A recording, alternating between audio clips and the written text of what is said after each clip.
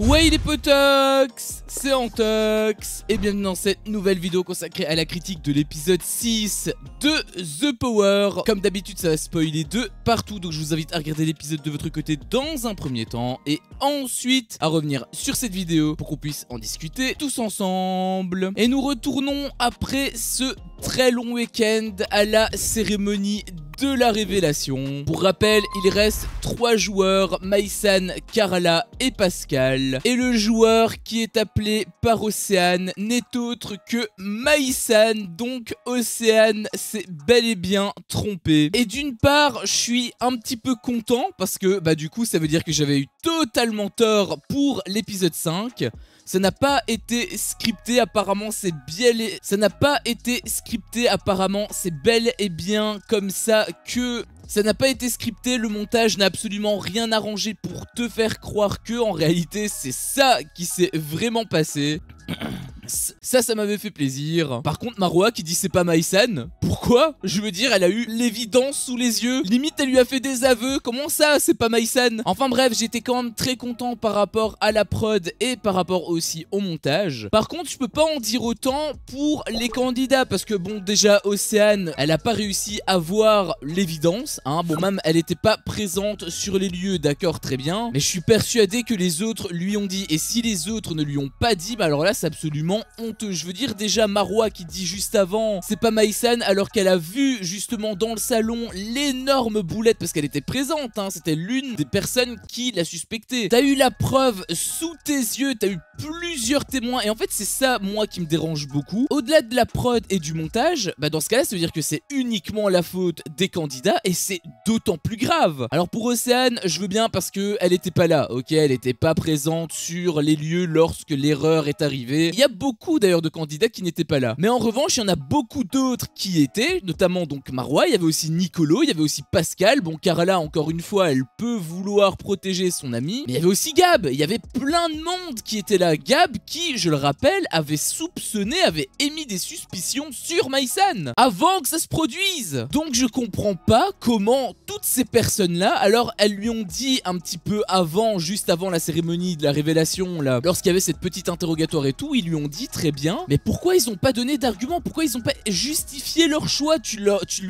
dis à Océane, écoute, elle a fait ça comme erreur. Il y a plus de doute, c'est plié. C'est plié. Je ne comprends pas comment ils ont pu encore douter. Vraiment, je ne comprends pas. Le fait que... J'aime bien Maïsan, encore une fois, c'est mon bébé d'amour. Mais le fait qu'elle ait fait une erreur monumentale ainsi et qu'elle reste toujours dans le jeu, mais ça signifie qu'aucun power player ne va se faire éliminer, en fait. Parce que, je veux dire, ils ont eu l'évidence sous les yeux. Ça, dans les traîtres, c'est directement au cachot, En fait, c'est ça qui m'énerve. C'est pas le script, du coup, parce qu'il y en a pas. Mais c'est triste à dire, Mais c'est le niveau des joueurs, alors. Parce que là, pour pas voir ça, il faut vraiment être aveugle. Enfin bref, Océane disait en interview, je décide d'appeler Maïsan parce qu'on lui a partagé notre chambre, elle me parle beaucoup de sa vie. Alors du coup son choix est justifié, là pour le coup je peux pas vraiment en vouloir à Océane, même si elle va s'en mordre les doigts. Après il y a un dicton qui dit méfie-toi de tes ennemis, encore plus de tes amis. Et du coup révélation, tout le monde est choqué. Jonah avait tiré une de ses tronches.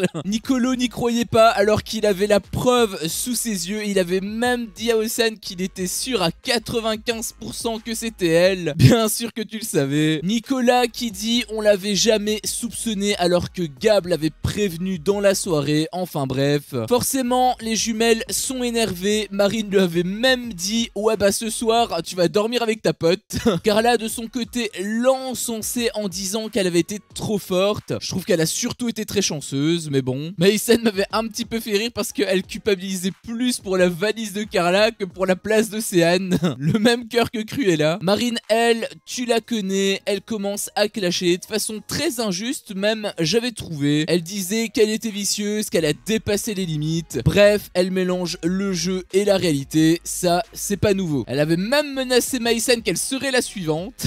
Encore faut-il avoir le pouvoir pour ça. Par contre, Maïsan avait dit qu'elle hésitait entre Océane ou Marine Marine. J'avoue que j'aurais préféré Marine perso. Bref, les sœurs parlent ensuite en huis clos, elles se sont fait un câlin. Océane avait même reconnu que c'était qu'un jeu, ça c'est très mature de sa part. C'est dommage que un peu plus tard, lorsqu'elle faisait son petit message d'adieu au groupe, elle a absolument tout niqué, puisque au final elle a reproché à Maïsan d'être une vicieuse, d'être une méchante, enfin bref. Marine par contre est toujours en boucle. Après, il y a sa sœur qui part, quelque part, c'est normal je trouve, elle est encore sur les nerfs. Maïsan avait quand même reconnu qu'elle avait de la peine pour Océane, car c'était quelqu'un de gentil. Je la rejoins sur ce point, et c'est même la preuve que c'est un personnage, puisqu'elle fait la femme un petit peu sans remords, sans émotion, sans sentiment, ultra froide et tout, alors qu'en réalité non, je suis persuadé, elle a le cœur sur la main Maïsan. Après, Nico demandait des explications concernant les indices, et donc il demande pourquoi une éponge, et Maïsan avait révélé être trypophobe, donc la peur des surfaces avec une multitude de petits trous, si vous voulez, un petit peu comme des fraises, des éponges du coup. L'un de vous m'en avait parlé dans le live, donc j'en profite pour vous rappeler que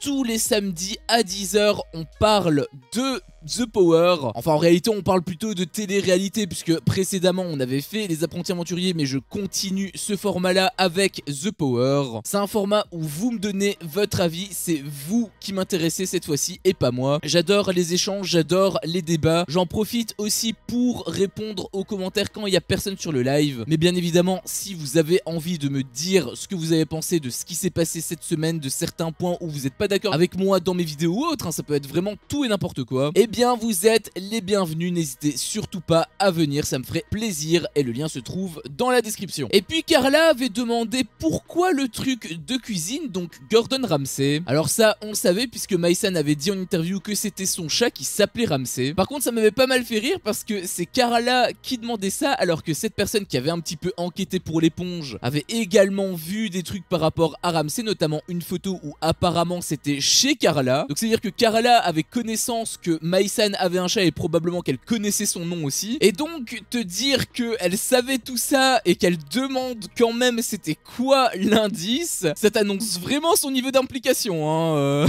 Nico de son côté était dégoûté, énervé même un petit peu sur lui-même. Il avait dit qu'il n'enquêtait plus de l'aventure. Bon, après, vu la gueule des indices, je peux pas vraiment lui en vouloir. En fait, à moins d'être vraiment très proche de Maïsan ou d'enquêter, c'était d'ailleurs ce que Marwa avait émis un petit peu plus tard. Elle avait dit qu'ils étaient trop dans le jeu et qu'ils auraient pu faire connaissance simplement avec les autres candidats. C'est vrai que ainsi, ils auraient peut-être pu avoir des infos, mais dans ce cas-là, ça signifie que vraiment les indices, il faut les garder pour soi au cas où, on sait jamais. Par exemple, tu doutes que quand Nico a dit justement, a révélé que l'indice c'était Gordon Ramsay, directement Maïsan ça a tiqué et elle savait qu'elle parlerait jamais de son chat, tu vois. Donc les différentes stratégies à adopter commencent un petit peu à prendre forme, en tout cas dans mon esprit. Peut-être que c'était pas le cas pour vous, mais en effet, partir plus sur le côté humain peut apporter certaines choses, mais quoi qu'il en soit, les indices étaient vraiment très faibles, et même quand les candidats ont l'évidence sous les yeux, ils arrivent déjà pas à savoir qui est le power player.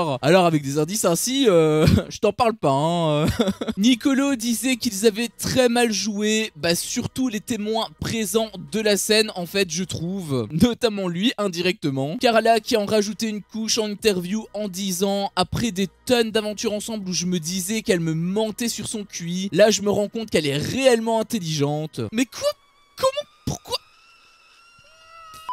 Les sœurs Elheimer, toujours dans leur chambre, sont en train de discuter. Marine qui avait dit les méchants dans la vie, ils ne gagnent jamais. Mais quel méchant, oh là là, c'est qu'un jeu, arrêtez de tout dramatiser comme ça à chaque fois, merde. Puis Carla demandait des explications à Maïsan concernant justement le fait qu'elle lui en a fait baver. Maïsan lui avait dit que c'était pour la protéger, en fait c'était plus pour se protéger elle-même, hein. Je vois pas trop en quoi elle était en danger, Carla. Je sais pas si elle a réussi à la manipuler, mais quoi qu'il en soit, Carla avait dit qu'elle avait envie de se venger. Et donc Océane fait ses adieux, elle lance un petit pic à Maïsan comme je te l'avais dit. Ça valait bien la peine de prôner le fair play à sa sœur quelques minutes plus tôt. Il y a eu ensuite un petit clash entre Maïsan et Marine, enfin bref, si Océane est éliminée, moi je te le dis, c'est entièrement sa faute, et à personne d'autre. Faut arrêter de faire culpabiliser les joueurs. power en fait. C'est le principe du jeu. Dans un match de foot, si tu es face au but et qu'il a un mec qui te tacle pour justement t'empêcher de marquer, c'est normal, il va pas te laisser marquer un but hein. Donc cette partie est terminée et une nouvelle partie commence où le nouveau power player va être désigné. Shona disait qu'elle avait déjà les mains moites, si seulement j'étais là pour la réconforter. Eddie qui demandait un dernier sourire sincère. Maïsan, elle, priait en interview que ce soit encore elle pour faire sauter la deuxième sœur. Statistiquement, c'est assez peu probable quand même. Elle disait aussi aux autres qu'heureusement, elle avait enlevé son botox, sinon les autres n'auraient rien vu venir. Bah, de toute façon, ils ont rien vu, hein, donc bon. Bref, les joueurs sont appelés un par un et la première est Shona. Elle avait dit en interview, mes mains, c'est des piscines.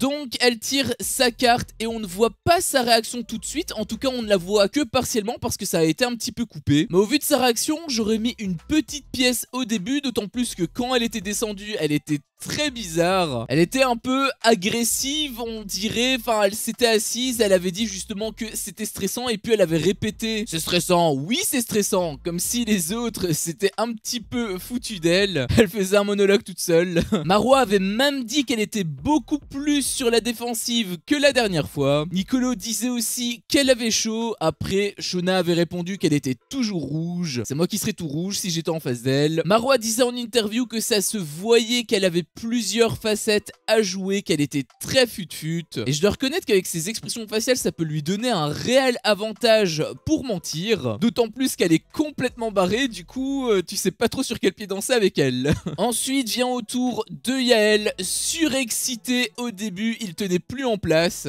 Et il m'avait beaucoup fait rire car quand il était redescendu, on sait pas ce qui s'est passé hein, puisqu'on était resté dans le salon avec les autres candidats. Et quand il est redescendu, quelqu'un lui avait demandé si ça avait été... Et il avait répondu « Oui, oui ».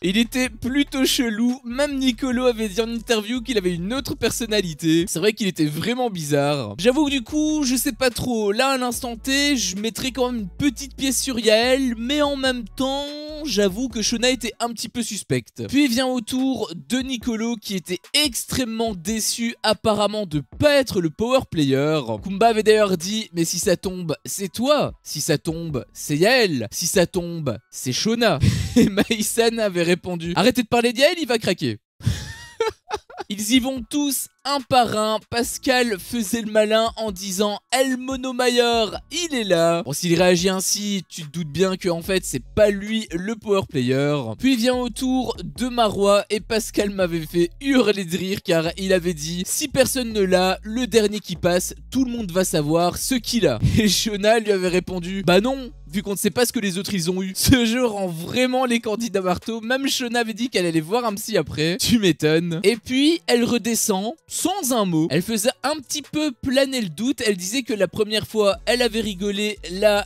elle rigole plus. Bon, si elle dit ça, moi je pense que c'est parce que justement, elle ne l'est pas. Après, ça me fait rire car Yael avait dit un petit peu saoulé. Tu l'as pas. Et Nico, il lui avait répondu. Tu l'as pas, c'est moi qui l'ai. Genre pour réagir justement à ce que Yael avait dit, comme si Yael pensait ça. C'est vrai qu'Yael avait pas l'air comme d'habitude. Nicolas avait même dit en interview qu'il aurait une petite discussion avec lui. En même temps, il est vraiment chelou quand même. Mais en fait, c'est pas lui, car celui qui a eu le pouvoir cette semaine est Eddie. Il était dégoûté, il m'avait beaucoup fait rire en interview avec sa gestuelle, genre il tapait sur son cœur et il montrait les cartes des mains pour dire vraiment il avait pas eu de chance. En plus, quand il était descendu, il essayait un petit peu de dissimuler, sauf que les autres, direct, ils l'ont cramé. En même temps, il n'était vraiment pas comme d'habitude. Carla avait même mis sa main sur son cœur et elle disait qu'il battait vite. Bon après, elle croit qu'une minute c'est 100 secondes, donc est-ce qu'on peut la croire? Je sais pas, hein.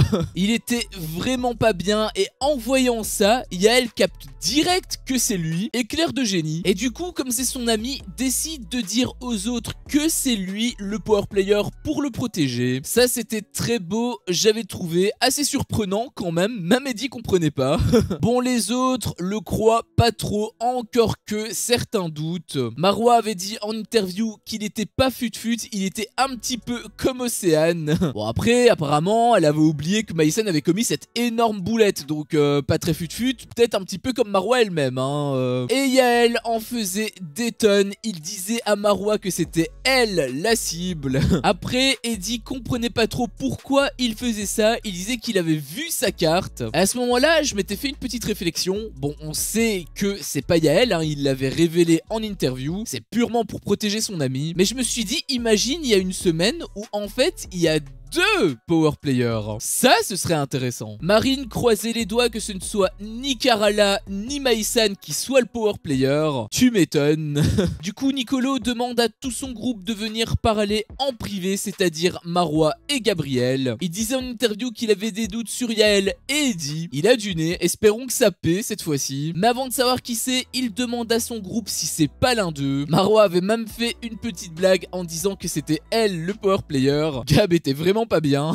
En même temps, ça se comprend parce que si t'es le power player, certes, ok, t'es un petit peu au centre du jeu, c'est toi qui as plein d'avantages en plus, tu peux vraiment contrôler l'environnement des autres candidats. Sauf qu'en contrepartie, à la fin de la semaine, t'as une chance sur deux de sauter. Et là, bah c'est pas top. Marwa avait dit quelque chose de très intéressant car elle avait dit qu'elle avait fait la tête quand elle l'aura pour justement brouiller les pistes. C'était plutôt malin de sa part, j'avais trouvé après avoir en pratique. Nicolo demandait aussi à ce que tous ceux de son groupe se disent la vérité, pas comme Maïsan avec Karla.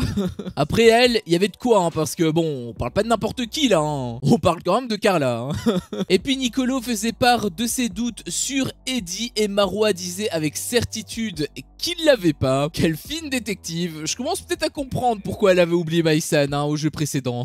Nicolo avait dit qu'il doutait beaucoup sur Yael car il regardait en l'air, il pensait. D'ailleurs ça m'avait pas mal fait rire car Marwa disait qu'il était souvent dans la lune et Gab lui avait répondu il gobe les mouches des fois lui.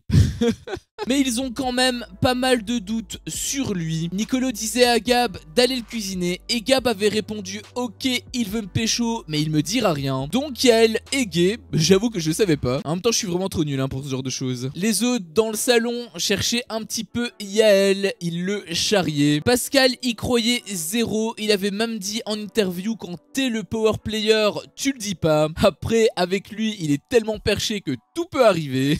Karala qui disait que depuis qu'il est descendu, il ne parle pas beaucoup, silence radio. Et Yael m'avait beaucoup fait rire car il avait répondu en même temps, après un accident, t'as plus envie de parler ma belle. Puis quand les autres sont partis, Maïsan était resté avec Karla et Yael et elle lui a dit de but en blanc que c'était une diversion. Plutôt perspicace la mère des drapeaux. Karla avait même dit peut-être que là tu protèges Eddie. Bon, c'est un peu Maïsan qui lui a mis la puce à l'oreille, mais au moins elle se sent un petit peu plus investie apparemment. Au premier jeu elle aurait même pas eu cette réflexion.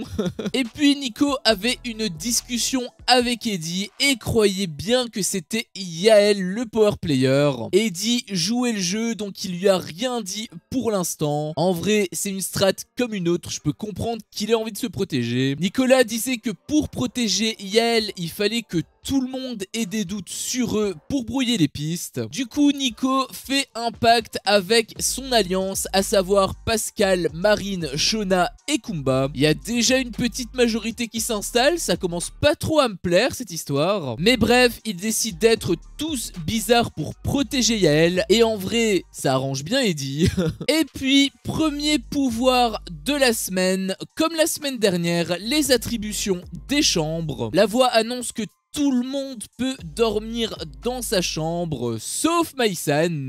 Après, elle m'avait fait pas mal rire car elle avait dit « T'aimas comment je suis skinny, le lit de camp, c'est un king size pour moi. » La mère des drapeaux m'insupporte énormément sur sa soi-disant intelligence, mais faut quand même le reconnaître, elle est très drôle et elle est en plus bourrée d'autodérision. Et ça me plaît. Après, j'avais trouvé que c'était plutôt bien joué de la part d'Eddie parce que ça incitait les autres joueurs à suspecter Marine. C'était plutôt malin de sa part. En tout cas, ça l'aurait été si la voix n'avait pas ajouté qu'elle la partagera avec Marine, justement. Donc là, ma réflexion tombe à l'eau. Marine était dégoûtée, toujours aussi énervée. D'ailleurs, elle avait dit qu'elle refusait d'aller dormir avec elle. Elle disait même qu'elle irait dormir dans le salon. Ça, j'y crois pas trop.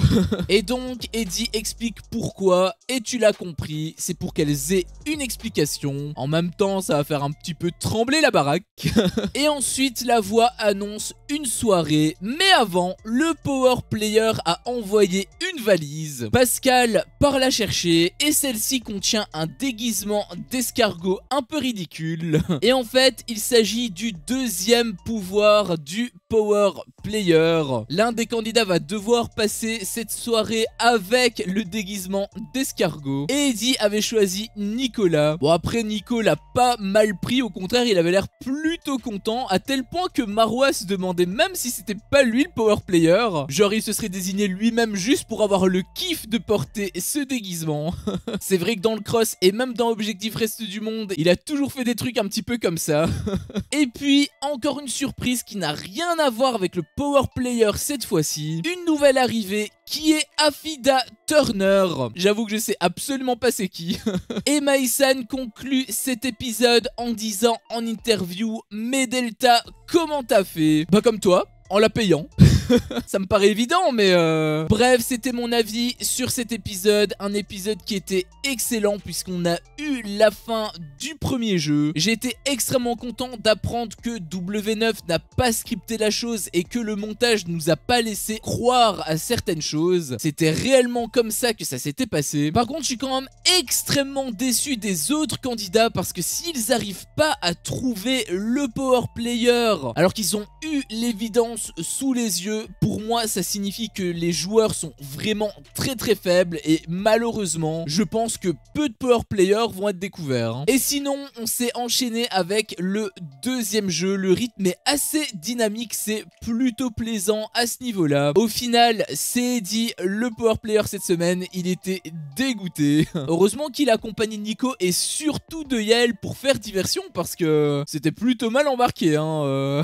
Et l'épisode se conclut sur une nouvelle arrivée, Afida Turner. Je dois avouer que je ne sais pas c'est qui. De ce que j'ai vu, c'est une sorte d'icône de la télé-réalité. Corrigez-moi si je me trompe. Mais quoi qu'il en soit, pourquoi est-ce que la prod l'a fait venir? Qu'est-ce qu'elle fout ici en fait? J'en ai aucune idée, mais j'ai hâte d'être à demain pour savoir la suite. Sur ce, cette vidéo s'achève ici. Si mon contenu te plaît, fais-le moi savoir en me laissant un énorme pouce bleu. À chaque fois que je vois ça, je vois que mon contenu plaît et donc moi ça me motive à continuer. Si t'es pas encore un peu tox, qu'est-ce que t'attends pour me défoncer ce gros bouton rouge? N'hésite pas à activer la cloche pour ne rien louper et je te dis à la prochaine pour une prochaine vidéo. Ciao.